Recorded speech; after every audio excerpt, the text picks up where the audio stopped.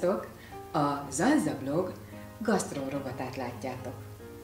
Azt gondolom, hogy hálás lehetek a sorsomnak, mert nekem, képzeljétek el, egy olyan férjecském van, aki fantasztikusan jól tud főzni. Így aztán én tulajdonképpen egy héten, kétszer-háromszor élvezhetem azt az ízorgiát, amivel ő lep meg engem. Igaz, a hivatását tekintve nem szakács, de miután olyan magas szinten műveli ezt a hobbit, én megajánlom neki a séfkabátot. Itt van a varázskonyharuhám. Csiribi, csiribá, és most kérek egy zsebséfet. Bemutatom a férjem, Gábort. Sziasztok! Képzeld, kicsim, tudtam varázsolni. Mindig tudtam, hogy egy kis boszorka vagy. És te milyen boszorka vagy a konyhában? Hát látjátok, előkészítette Gábor már az alapanyagokat, úgyhogy én most át is adom neki a terepet. Bár el kell, hogy mondjam nektek, hogy amikor ő van a konyhában, akkor aztán utána én mosogathatok. De az a gasztronómiai élmény, ami akkor vár rám, amikor ő főz, az megér egy mosogatást. Na, Gábor, ja, még elmondom nektek, hogy én sem tudom, hogy mire készül, úgyhogy Gábor, tiéd a terep. Az alapanyagokból láthatjátok, hogy indiai jellegű étel lesz készítve. Az alapanyagok között van shiitake gomba, ördögszekérgomba, brokkoli, kétféle hagyma, sőt, még fokhagyma is van hozzá, némi nemű mustár van itt, tandori fűszerkeverék, kömény, kevés krumpli, 2 körte, egy alma, fél citrom, óriás szőlő, ez nagyon finom, némi nemű bacon, és azon kívül különlegességnek cseresznye és gránátalmás lekvár 75%-os, ez csak ízesítésre lesz, és a végén vörösáfonyás tejszínes tormakrém. Ha már összefutott a nyál a szátokban, akkor ahhoz gratulálok, mert már nekem is. Olyan illatokat érzek itt az ételek fölött. Elsőnek a krumplit sütöm meg. Karikára vágtam fel a krumplit. Lehetőleg kifli krumplit használjatok, ennek nagyon finom az íze. A krumpli sülésével párhuzamosan teszem föl a brokkolit is. Brokkoli pár oldaimbe lesz párolva. Előmelegített olajban teszem bele természetesen. Körülbelül 150 fokos az olajnyi. Enyhén meg kell sózni a krumplit, nagyon enyhén csak. Ahogy egy kis vizet ereszt a krumpli, utána meg lehet emelni a hőmérsékletet és letakarni az edényt.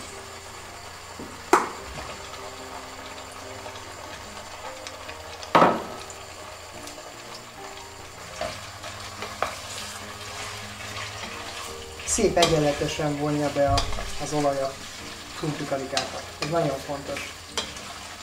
Így nem szárad ki az egyik oldalon, és ugyanakkor nem ég meg a másik fele.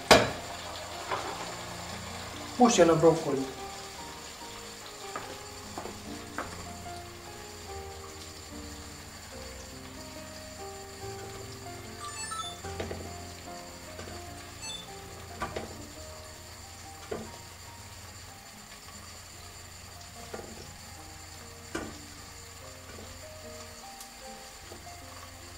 Levágtam a brokkoli virágait, csak a szép részeket használom fel, ami egy kicsit is egészségtelen, úgy nézem, például ez, azt kihagyom. Ilyet soha ne használjatok, soha ne főzzetek bele.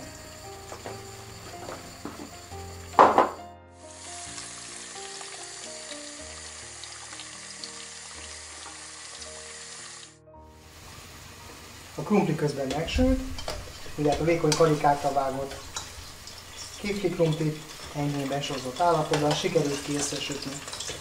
Ez körülbelül egy 10 perc alatt megtörténik. Az időket közben azért mondom, mert ha párhuzamosan csináltok 2 különböző vagy 3 különböző főzési fázist, akkor az időtöket az ünnepek előtt jobban be tudjátok osztani.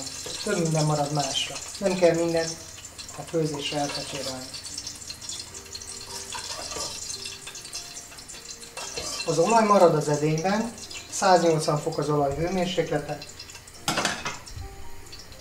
Közben látjátok, a sült krumpli elkészült, később lesz egy picit befűszerezve. Ördögszekérgomba csodálatos. Tehát a 180 fokos olajba most beleteszem őket.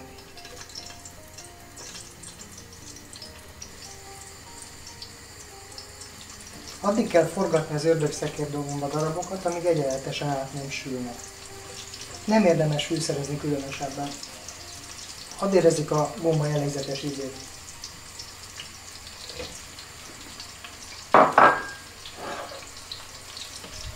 Miután... Én most, bocsánat, itt vagyok a kamera mögött, egy kis sós sem kell? Nagyon kevés sót fogok majd később rátenni. Miután félig megsült a gomba, az ördögszekérgomba, utána teszem be a sitakét. Jóval kisebb a méret, amit látjátok, mint ezeknek a gombaszeleteknek. Különben össze fognak menni elég rendesen, én általában túlsütöm a gombát. Megnézem, milyen állapotban van a brokkolinak.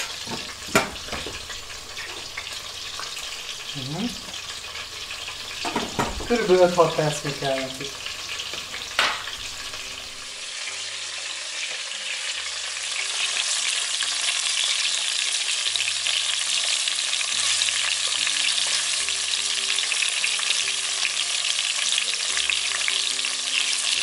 Látjátok, milyen szépen pirul a gomba? Átforgatom, hogy minden oldal egyenletesen megsüljön. Utána jöhet a só és a shiitake gomba. Amit látjátok, félig kész az ördögszekérgomba, jöhet bele egy kevés só. Ezt nem tudom megmondani, mennyi kell bele, ízlés szerint. A tűzhelyen már nem látjátok a brokkoli megpárolódott, szép zöld színe lett. Hideg vízzel kell rögtön a forrás után leönteni a brokkolit, hogy megmaradjon ez a gyönyörű szép sötét zöld szín. Nézzétek meg a gombát, most teszem be a shiitake gombát, ez kb. 10 dekányi mennyiség.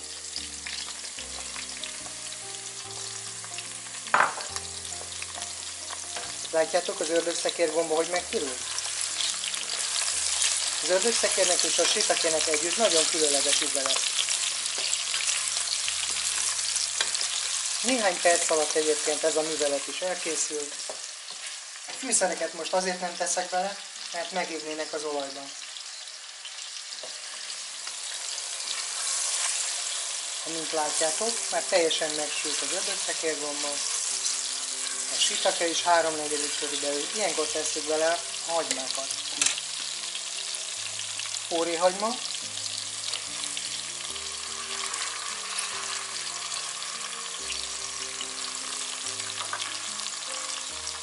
Vöröshagyma. Vöröshagymát enyhén besóztam. Fokhagymával még várunk egy kicsit, illetve a csilivel. Ha tudnátok, milyen illatok vannak, szerintem ez még látványra is nagyon jó. Mind a két gomba készen van, 3/4-ig elkészültek a hagymák. Most tesszük bele a bacont.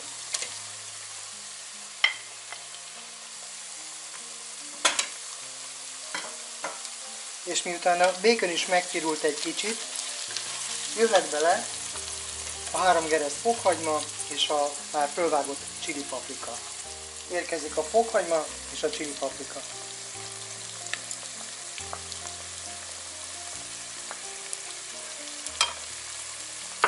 Láttátok, hogy csak akkor tettem bele, amikor a bacon már egy kicsit megkapott. Fokhagymának és a chilinek, főleg ennek a nagyon enyhén csípősnek rendkívül jó illata van, és jól megy kétféle gombához. Nekem már teljesen összefutott a nyál a számba. Ezt ha otthon kipróbáljátok, ti is így fogtok járni szerintem. Időközben tettem bele egy kis pörkölt kesudiót is. Kíváncsi vagyok, hogy az asszonyka észreveszi-e. Elkövetkezett az idő, hogy egy kis mustát, egy kis magos mustát beletegyek. Nem kell sokat, ezt sem tudom megmondani mennyit, ízlés szerint.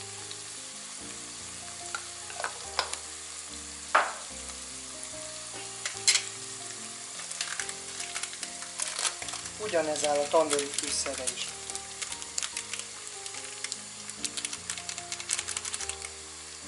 Nézzétek meg, körülbelül ennyit tettem bele.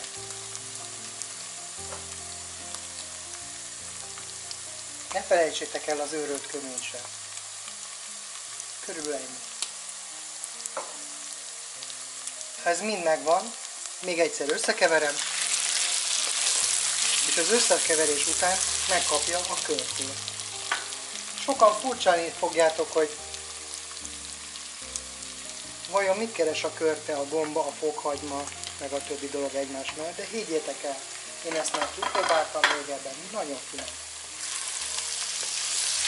Indiaiak különben szeretik ezeket a gyümölcsöket, meg a különböző gombákat össze dolgozni. Látjátok, milyen jó lesz? Most egy kicsit várunk még, hogy a körte megpuhuljon, és utána lépünk tovább. Gyertek közelebb, nézzétek meg, hogy milyen lett az étel. Majdnem készen van. Körülbelül ilyen állagúnak kell lenni. Nem kell félni tőle, az íze mindenért kárpótolni fog majd benneteket. Kikapcsolom közben a szagelszívót, és mellé teszem a fél citrom kinyomott levét,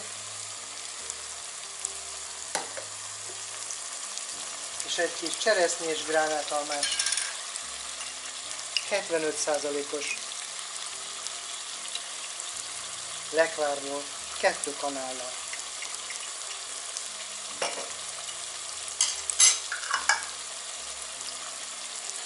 Utolsó fázison össze kell keverni.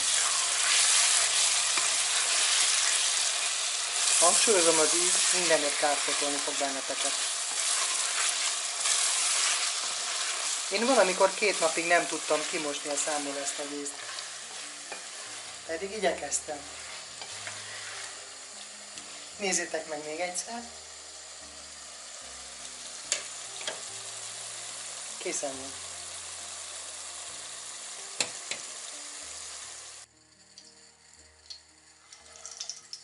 Az almát fölvágtam 4 egyenlő szeletre, kivettem a magját, és most enyhén átsítom mind a 2 oldalát.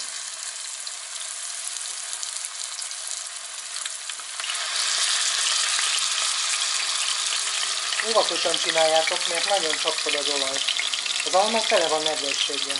Azért kell folyamatosan melegíteni az olajat, hogy ne egyszerre szabaduljon meg az alma sok nedvességétől, hanem fokozatosan. Így kevésbé csapkod. Ha az egyik oldal már egy kicsit megkapott, fordítsátok át.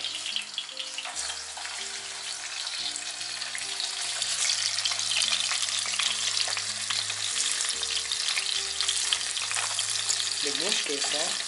Az egyik oldal egy picit megpirult, nyugodtan át lehet fordítani. Tehát fokozatosan, mind a 2 oldalát folyamatosan forgatva kell sütni az almát.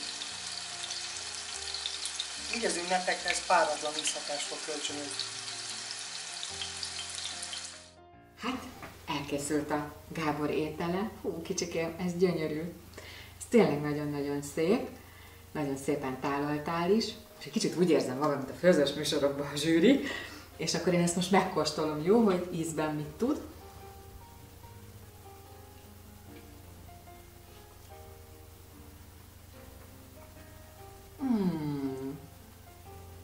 Úristen! Én nem is gondoltam volna, hogy a gomba és a gyümölcsök együtt ennyire nagyon-nagyon finomak. Hát ez valami isteni finom élmény. Komolyan mondom, hogy az ízlelő bimbóim, azok most így ilyet csináltak. Nagyon-nagyon finom. Megkóstolom ezt a sült almát is, ezzel a gránátalmás lekvárral.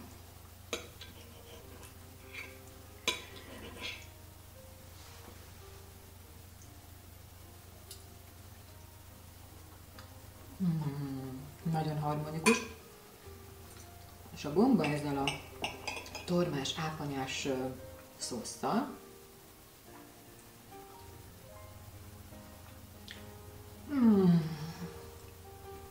Hát kicsit. Komolyan mondom, megint nagyot alkottál.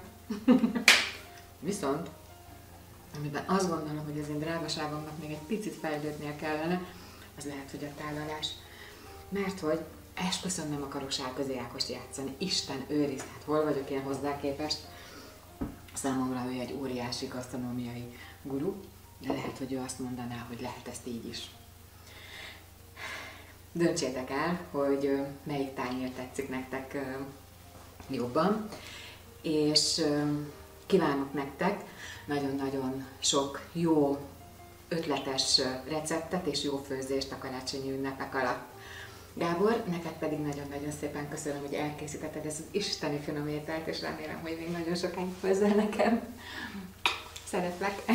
Sziasztok! Sziasztok!